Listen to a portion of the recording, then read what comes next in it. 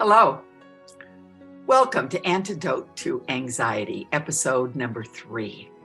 Anxiety is very, very real, and it does not have to be debilitating. So I'm curious in this moment, on a scale of 1 to 10, with 1 being low and 10 being high, where's your anxiety? Great job. You know how to rate that. Now just remember that number. And what we're going to do now is we're going to review something that I shared with my community recently. It's the question, have you used a shutdown ritual for anxiety lately? There are also people that may be listening to this who are in grief. So this particular ritual works for anxiety or grief. Because we know grief and anxiety attacks can hit us anytime without warning. You can be in the grocery store and everything's going well and you're checking off your list and all of a sudden, whoosh, you're in anxiety. Scared to death, shaking. Some people describe it as feeling like they're shattered glass on the inside. Other people describe it as being so tight and tense they can barely move forward. So, sometimes we can then get stuck in a negative spiral as this anxiety is overwhelming. And then our mean mind takes over. And before you know it, we're down in a deep, dark hole and there sure isn't a ladder anywhere around. So this is where the shutdown ritual comes in handy. Cal Newport, author and computer science professor, wrote about shutdown rituals as a way to reduce work stress. And what I know in working with corporate individuals and employees is that work can be stressful, creating anxiety like that. So, Cal Newport found that when working from home, it was easy to never feel finished. So work stress bled into personal time, and a shutdown ritual helps set boundaries around that workspace. Similarly, creating a shutdown ritual for grief or anxiety attacks reduces their severity as well. So rituals are like habits in that they're done repeatedly. Habits are unconscious, and rituals are practiced with intention. So before you begin this little process, just pause this right now and write down your intention in a when-then formula. So this is an example. When I feel a grief or anxiety attack, I will then do a shutdown ritual. Or when I feel blank, I will then do a shutdown ritual. You see, this doesn't have to be limited to anxiety and grief. So, how do we do this shutdown ritual? The first thing we always do in these practices, is recognize the anxiety or grief attack.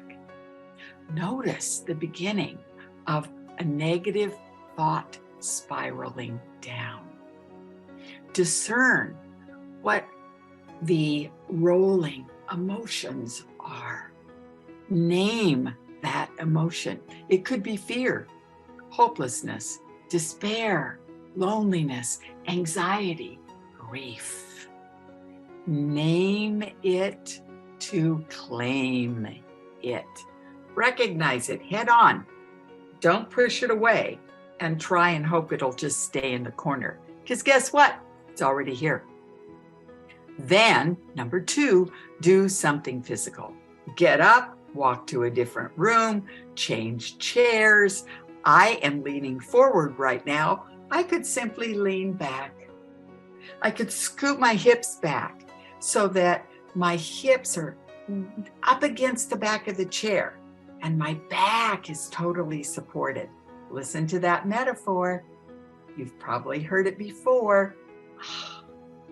Something positive has got my back.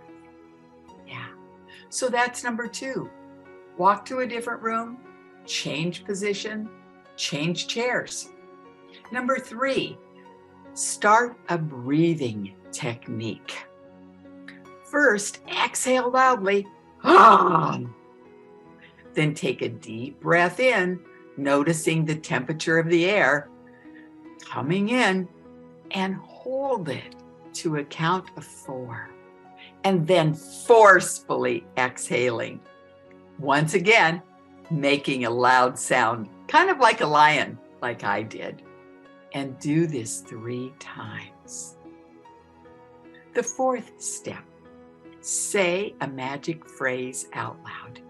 It could be something like, okay, anxiety, I'm sending you to Bali.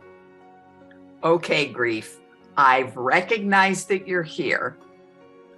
I see that you're here, but it's time for you to leave and go over there and sit in the corner.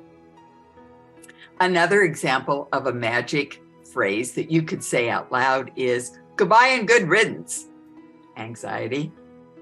Whatever it is, allow your intuitive self to come up with what works for you. Because part of this is for you to realize how very powerful you are and tap in to that wisdom within, your intuition. Number 5, finally, when the thoughts try to come back, review in your mind the steps you just took and repeat the magic phrase out loud. I like to imagine negative anxious thoughts as the hissing of a dragon. And I imagine pulling out my sword, which is my magic phrase, and hacking it to shreds. And then it retreats. By taking this physical action, you impact your thoughts and emotions. Because guess what? The mind can be mean, but the body tells the truth. So when you engage your body, you've got a wonderful triangle of body, mind, emotions. Yep, you're human. We've all got them. So action prompts feelings of control and well-being. It's a shift that you can do. Use a shutdown ritual to set boundaries and contain your negative thoughts. Protect your energy and stay centered in well-being within. That inner peace that is your birthright, that inner peace that is the truth of your being. I'm Georgina Grace. Thank you so much for joining me. Now, please comment below. Share this with your friends and let me know how it worked for you. Oh, and before you go, on a scale of 1 to 10, where's your anxiety now? Please put that number in the comment section below. Many thanks. Your time is precious, and it's important for you to know that once you feel overwhelmed by anxiety, it doesn't have to ruin your day. We can shift it with these simple 5 steps. Remember, you're more powerful than you know. Take deep care. I'll see you soon.